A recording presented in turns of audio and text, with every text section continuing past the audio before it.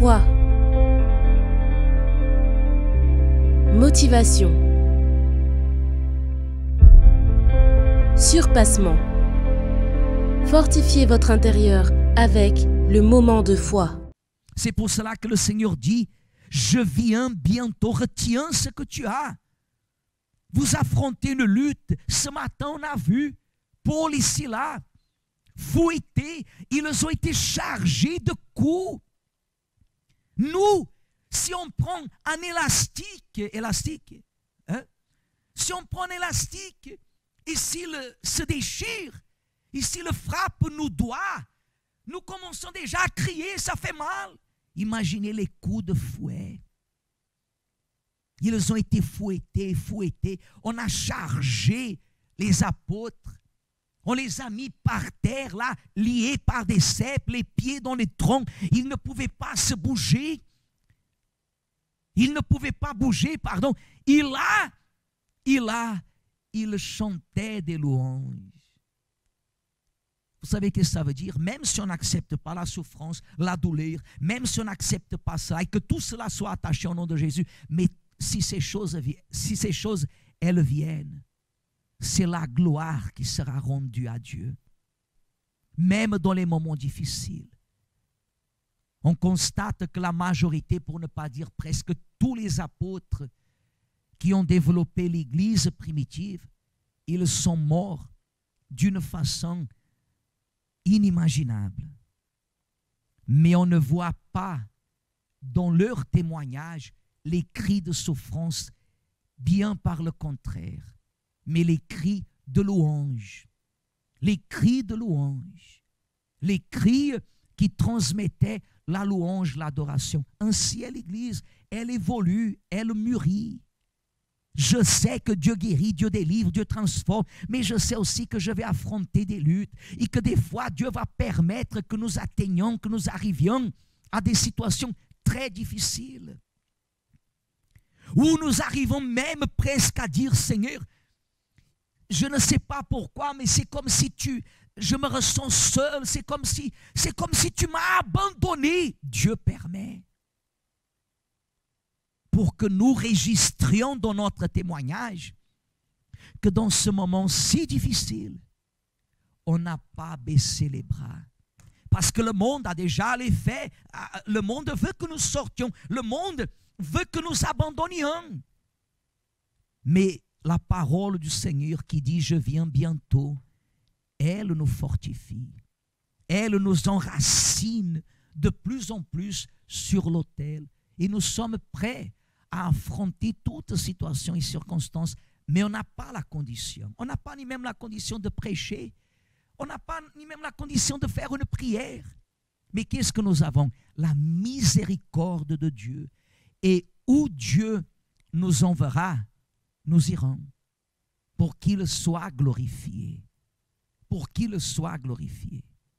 Gardez ces paroles. Je viens bientôt. L'évêque continue dans la page 68. Il y a deux choses. Il y a deux choses dans cette lettre qui se réfèrent à la localisation de Philadelphie. La ville était située dans une région propice au tremblement de terre.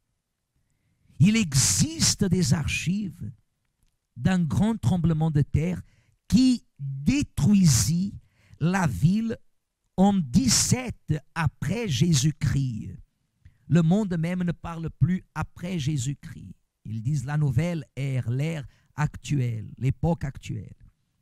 À cause des constantes secousses sismiques, les habitants de Philadelphie avaient l'habitude de sortir de leur maison pour camper provisoirement dans les tentes, hors de la ville, par peur. Dans ce contexte, cette promesse a du sens. Celui qui vaincra, je ferai de lui une colonne dans le temple de mon Dieu, et il n'en sortira plus. Imaginez si ceux qui vivaient dans l'incertitude et dans une peur constante de la mort recevaient la promesse de la stabilité maximale d'être une colonne dans le temple de Dieu, duquel il n'aurait plus jamais besoin de sortir ou fuir. Quiconque est une colonne dans le temple de Dieu ne doit jamais craindre celui qui fait partie de la synagogue de Satan. Regardez bien, quiconque est une colonne dans le temple de Dieu ne doit jamais craindre celui qui fait partie de la synagogue de Satan. Église, les jours sont difficiles. Tout ce qu'on est en train de créer, de développer, d'inventer par les lois, les plusieurs lois, ont un seul unique objectif. Ce n'est pas de toucher les religions comme vous entendez parler. On entend parler, nouvelle loi de séparatisme, ceci, cela, va toucher maintenant les cultes, et à droite et à gauche. Non, l'objectif, c'est d'empêcher les personnes de se tourner vers Dieu. Il dit, et je termine, page 69, l'autre caractéristique faisant référence à la localisation est que Philadelphie se situait au bord d'une route mouvementée qui connectait Pergame au sud de l'Asie mineure. En d'autres termes, elle était stratégiquement située pour atteindre un grand nombre de personnes de tout type qui passaient par là. C'était probablement la porte ouverte que Jésus a mentionnée, que personne ne pourrait fermer. L'opportunité que les chrétiens de Philadelphie avaient de répandre l'évangile à de nombreuses personnes. Ceci est aussi une alerte pour nous, chrétiens d'aujourd'hui. Combien de portes nous ont été ouvertes pour gagner des âmes et répandre le message du Seigneur Jésus? Est-ce que nous sommes en train d'en tirer le maximum de bénéfices? C'est une responsabilité. Une responsabilité. Une porte ouverte doit être utilisée pour gagner le maximum des âmes. Nous vivons, on a vécu la fin d'une décennie et le début d'une nouvelle décennie que d'ailleurs est cruciale pour toute la terre. Il faut que vous compreniez, que chacun de nous comprenne, que les jours, les moments que nous vivons, ils sont très difficiles. Mais il y a toujours une porte ouverte. Vous verrez, il y aura des jours où les personnes, elles vont pleurer parce que nulle part, ni sur Facebook, ni sur, déjà dans la télé, on ne trouve presque pas ici en France. Dans les journaux, alors, beaucoup moins. Mais bientôt, vous n'entendrez plus parler ni même de Jésus. Ni même de Jésus.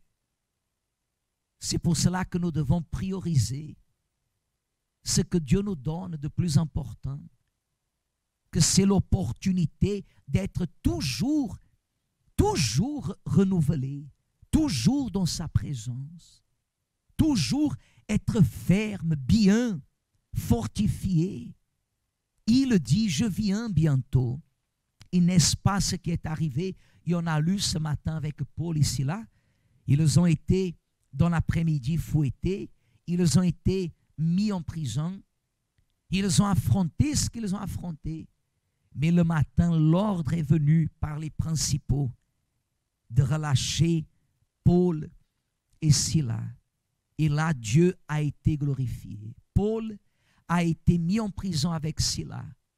Une famille, au moins, a été sauvée. Paul a profité, entre guillemets, de l'opportunité. Et vous et moi, sommes-nous en train de profiter dans le bon sens des portes que Dieu est en train de nous donner?